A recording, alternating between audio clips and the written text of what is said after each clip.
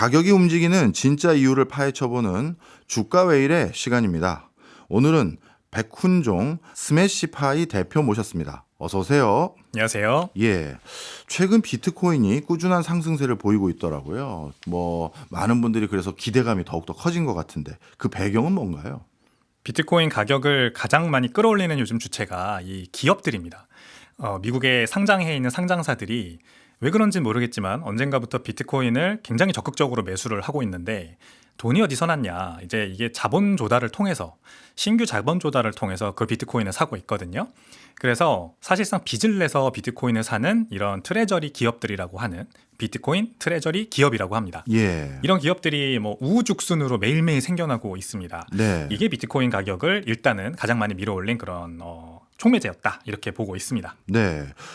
쉽게 말해서 대출을 받아서 그 돈으로 비트코인을 사는 회사들이 늘고 있다 이 말씀인데 이게 어떻게 보면 미국의 금융회사라든가 아니면 투자회사 일부의 흐름인가요? 아니면 제조를 비롯해서 전방위적인 미국 기업들 중에 그래도 이런 추세가 확인되고 있는 겁니까?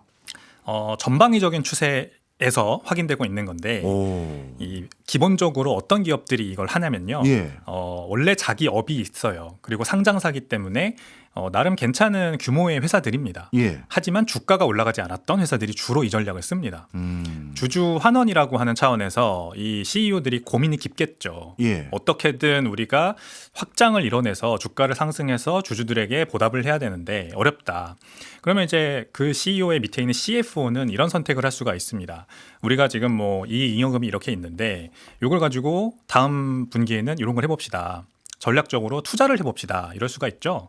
근데 S&P 500 지수만 사실 추종해도 연평균 11% 정도는 충분히 수익이 나는 상황에서 초과 수익을 얻는 게 요즘 굉장히 힘든 시장이지 않습니까? 지난 한 4, 5년 동안 계속 네. 그랬습니다. 그래서 비트코인이 지난 10년간 연평균 60%씩 평균적으로 가격이 상승했다는 걸 깨달은 일부 기업이 네. 시도를 해본 거예요. 게다가 상장사니까 이 전환사채를 통해서 예. 빚을 내서 자본 조달을 할 수가 있었던 겁니다. 예. 그걸로 비트코인을 사니까 주가가 오르네. 그러면 더 해보자. 음. 주가가 올랐으니까 이제 더 싸게 자본 조달을 할 수가 있었어요. 네. 또 비트코인을 사보고 예. 이러면서 성공한 기업이 이제 스트래티지. 예전에는 마이크로 스트래티지였는데 지금은 스트래티지로 이름 바꿨습니다. 이 성공 케이스가 이제 나와버렸습니다. 네. 20년간 횡보하던 주가가 전고점을 뚫어버렸어요. 예. 2000년에 달성한 전고점을 뚫어버리고 2배, 3배까지 올랐습니다. 예.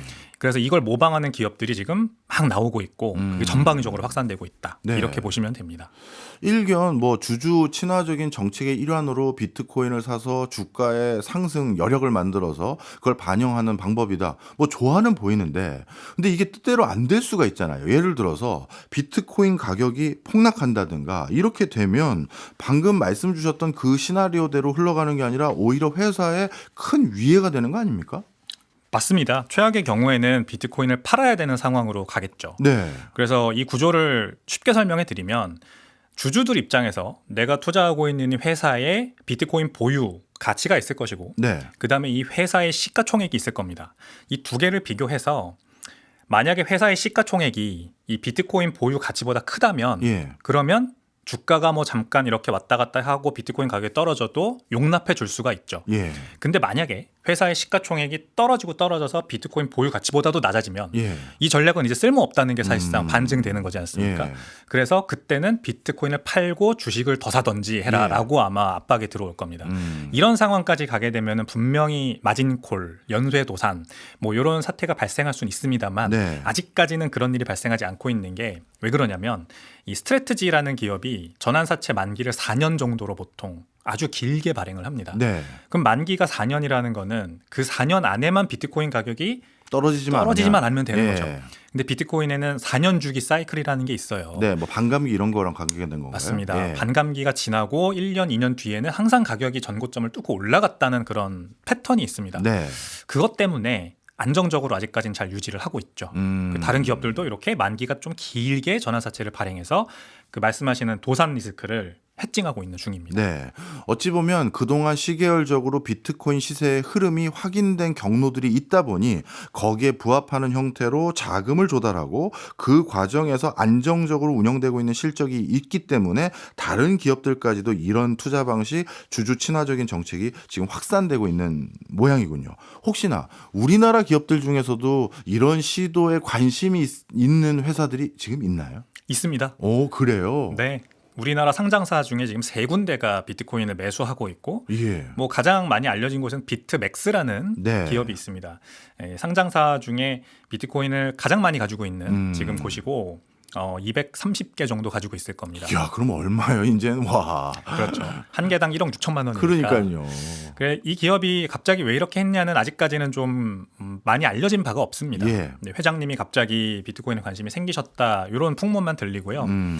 그래서 여기도 마찬가지로 전환사채를 발행해서 자금 조달을 해서 비트코인을 사고 있는데 네.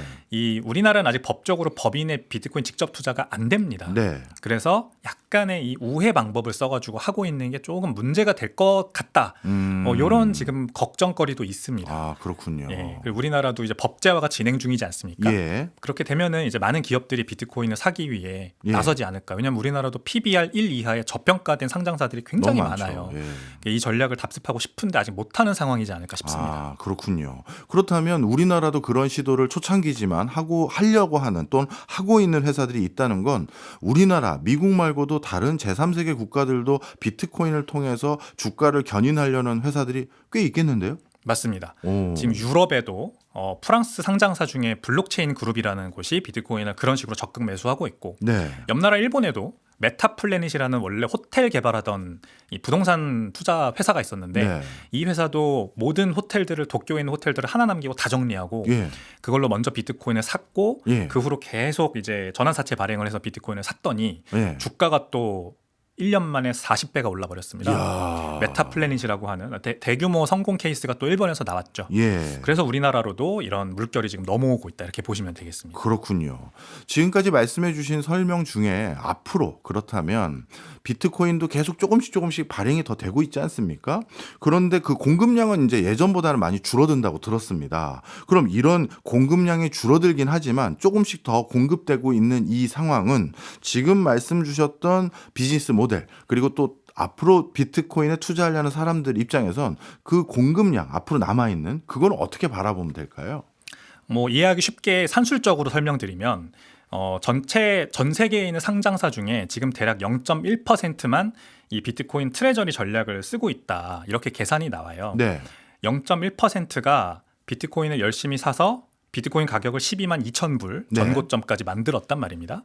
그럼 만약에 이제 상장사들의 개수가 더 늘어나서 지금 현재 95% 가량 비트코인 채굴이 되어 나와 있거든요. 네. 그래서 앞으로 채굴될 물량이 한 5% 정도 됩니다.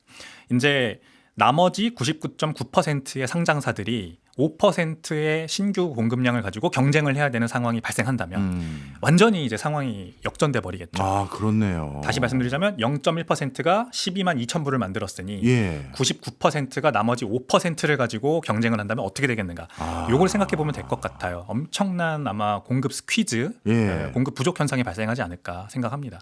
공급이 또 더 될 수 있다라는 걸 저는 부정적으로 바라봐야 되나 했는데 그게 아니라 진짜 말씀 듣고 보니까 남은 잔여 물량에 대해서 다 덤벼버리면 이건 진짜 엄청난 공급 부족 현상이 생길 수 있는 상황이 되겠네요.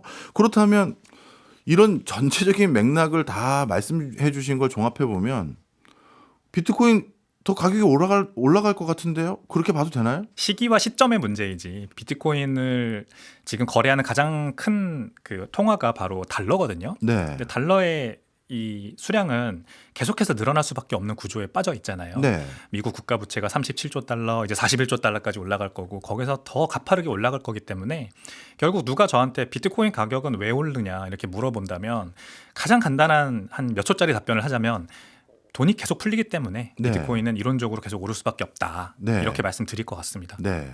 그런데 조금 이 여태까지 우리가 봤던 유동성을 공급하는 방식에선 다른 맥락이라서 저도 이걸 어떻게 이해해야 될지 잘 모르겠습니다만 방금 말씀 주신 게 달러랑 비트코인 두 개를 비교해 주셨잖아요.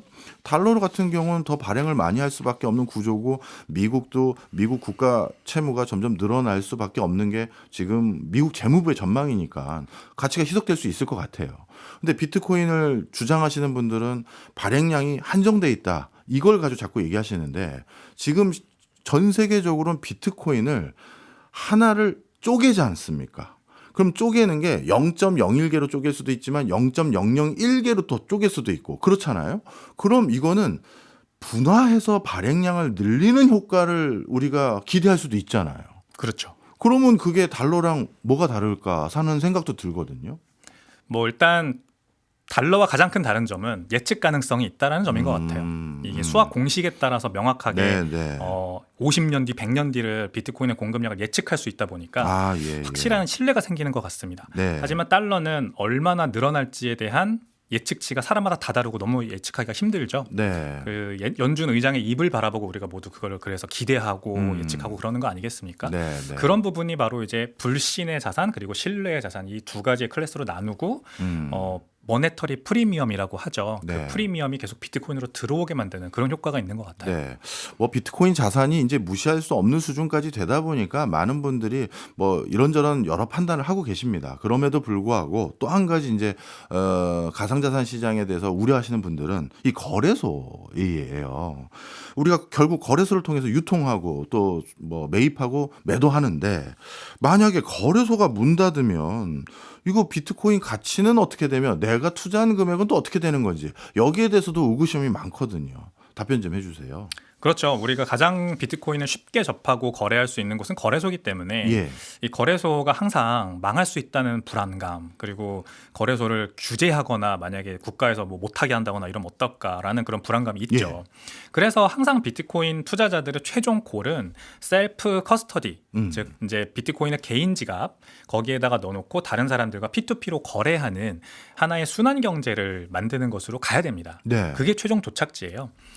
거래소는 근데 한 번 뭐 여러 번 이미 과거에 망한 적이 있습니다. 마운트 곡스라고 하는 일본 전 세계 최대의 거래소였죠, 사실. 거기에서 뭐 수조 원 어치의 비트코인이 이제 해킹당했었고, 그래서 거래소가 망했고, 그때도 비트코인 가격이 90%가 내려갔었습니다. 마찬가지 조금 최근으로 가보면은 FTX, 네네. 샘 뱅크먼 프리드가 이제 그 사고를 쳐서 FTX 거래소 전 세계 3위 규모였는데 네. 망했죠. 그때도 비트코인 가격이 뭐 70%까지 내려갔었습니다. 예. 근데 비트코인은 항상 그럼에도 불구하고 가격이 전고점을 뚫고 신고점을 형성하는 4년 주기 사이클을 어기지 않고 있단 말이죠. 그러면은 이미 여러 번 사실 비트코인은 증명을 한 겁니다. 네. 이 거래소의 실패 리스크는 비트코인의 어떤 궁극적인 그런 실패 리스크가 아니다. 네. 거래소와 비트코인은 별개다. 라는 거죠. 그래서 비트코인은 사실 거래소에 기대지 않아도 됩니다. 우리가 비트코인을 투자할 때 거기 기대고 있는 것일 뿐이라서 예. 거래소에서 결국 벗어나서 P2P 경제에서 비트코인을 거래하는 법을 최종적으로 배우면 되겠습니다. 네. 사실 요즘 가장 크게 비트코인을 견인했던 요인 중에 하나가 트럼프발 호재들이거든요. 트럼프 정부에서 워낙 뭐 본인 스스로가 가상자산의 대통령이 되겠다라고 했었으니까요. 이건 반대로 말하면 미국 정부의 입김으로 한순간에 가치가 또 곤두박질 칠 수도 있는 거 아닙니까? 그렇죠. 트럼프 대통령이 근데 요즘 이제 굉장히 폼이 좋습니다, 진짜. 예. 어떤 그 의회 청문회에서 비트코인을 설명하는 채굴 기업의 CEO 영상을 리트윗을 하더니 예. 역사상 최고의 비트코인 설명이다. 본인의 그래요? 트위터에 그렇게 리트윗을 했어요. 그러니까 이게 미국 대통령이 약간 탑다운 방식으로 비트코인을 사람들에게 설파하는 지금 상황이 돼버렸습니다. 네. 그래서 이 트럼프 그룹 미디어를 통해서 비트코인을 뭐 엄청나게 많이 사고 또 비트코인 관련 사업에 진출하고 채굴을 하고 이런 거는 일견 바라보면은 그래 이들이 만약에 실수를 하거나 아니면은 비트코인을 팔아버리거나 이러면은 가격 큰 폭락이 올 수도 있겠지만 결국 중요한 거는 이 사람들의 인식이 얼마나 많이 비트코인으로 호전적으로 바뀌느냐가 더 중요한 것 같아요. 네네. 그래서 일단 법제화를 통해서 비트코인을 제도권으로 끌어들이고 있죠. 트럼프 정부가. 네.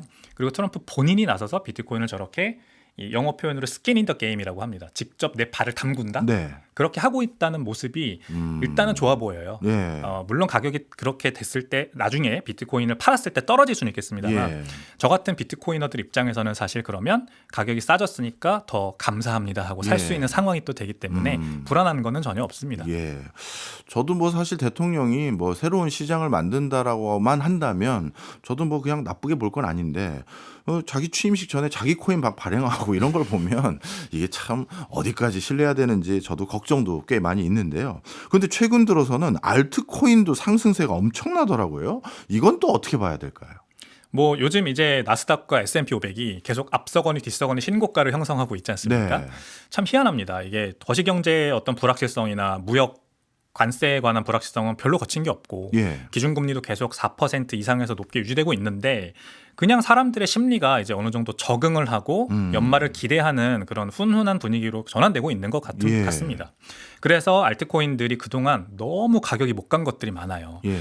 보통은 비트코인 가격이 가면 잠깐의 텀을 두고 알트코인 가격들도 같이 올라가면서 예. 순환매가 벌어지는데 지금 과거 1년 동안은 비트코인 혼자만 독주를 했습니다. 예. 그러니까 이더리움이나 리플, 뭐 기타 메이저 알트코인들은 계속 바닥에 있다가 예. 이제서야 회복을 하고 있는 겁니다. 아. 그래서 지금 아까 비트코인 트레저리 기업 말씀드렸는데 비트코인을 사는 기업들만 이제 있는 게 아니라 이더리움을 사는 기업들까지 나오기 시작했어요.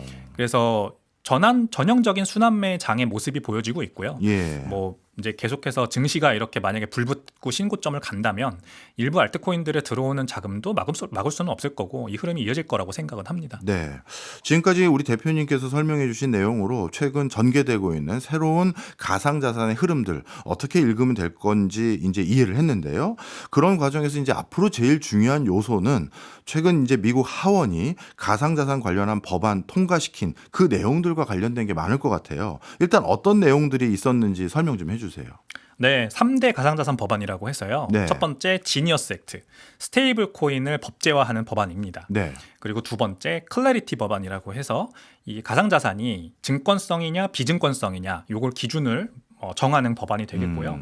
그리고 안티 CBDC 서베일런스 액트라고 해서 네. CBDC 발행 금지 법안입니다. 예. 의회 승인 없이 연준이 이 중앙은행 디지털 화폐를 발행할 수 없게 하는 법안이 되겠습니다. 예. 가장 관련해서 관심 많이 받았던 건 역시 지니어스 액트가 될 것 같아요. 이 미국의 달러 기반 스테이블 코인이 미국에서 법제화가 완료되어서 이제 트럼프 대통령까지 서명을 했기 때문에 네. 본격적으로 은행과 빅테크와 뭐 기타 핀테크 기업들이 다 예. 자체 달러 기반 스테이블 코인을 발행할 수가 있게 되었습니다. 이러면은 이제 우리나라도 그래서 원화 스테이블 코인에 대한 니즈가 막 올라가는 거죠. 통화 주권이 막 달러 스테이블 코인이 들어온다, 통화 주권이 위협받는다 이런 예, 게 되는 예. 거라서 전 세계적인 지금 관심 받고 있고요. 클래리티 법안 때문에 또 알트코인들 펌핑이 일어나는 것도 있는 겁니다. 비증권으로 이제 완벽하게 법제화가 완료가 되면 네. 법적 해석을 받고 나면 예. 이 알트코인들은 뭐 이제 그동안 법적 모호성 때문에 기관 투자자들이 투자하지 못했던 리스크를 벗어버리는 거 아니냐. 네. 그러면 기관들이 본격적으로 마치 비트코인 현물 ETF 나왔을 때 그랬듯이 본격적으로 알트코인들에 투자할 수 있다라는 그런 장밋빛 전망 뭐 이런 것들이 지금 있는 건데 저는 결론적으로 말씀드리면 이 모든 것들이 알트코인들의 가격 상승에 그렇게 크게 영향을 미치지 못할 거라고 생각을 합니다. 예. 결국 알트코인들이 법적인 리스크, 법적인 모호성에 대한 그 리스크는 벗었지만 시장에서 스스로의 가치를 증명하지는 아직 못하고 있거든요. 비트코인과 알트코인은 확연하게 네네네. 다른데 비트코인은 스스로 기술적인 완성도 그리고 사용 가치를 스스로 입증하고 있었어요. 그동안에. 예. 예. 그래서 2023년부터 가격이 오르고 있었던 거고 근데 알트코인들은 계속 그러지 못했던 게 어쩌면 도대체 어디에 쓰는 거지? 이거를 스스로 증명하지 못했던 거라서 지금 이제 반짝 그 법제화 리스크 해소 내러티브로 가격이 오르는 겁니다. 네. 그러면 이 다음에 내러티브가 없을 때 어떤 걸로 가격이 올라갈 수 있겠느냐. 다음 내러티브는 뭐냐. 네. 그리고 요게 중요하다. 알트코인은 이런 포인트로 보셔야 된다 생각합니다. 알겠습니다. 또 그 사이에 가상자산 시장에 큰 변화들이 있었군요. 이제 기업들의 또 참여 그리고 국가의 거버넌스 시장 확대의 요인들 이런 것들까지 같이 해석해 주셔서 감사합니다. 지금까지 백훈종 스매시파이 대표였습니다. 고맙습니다. 감사합니다.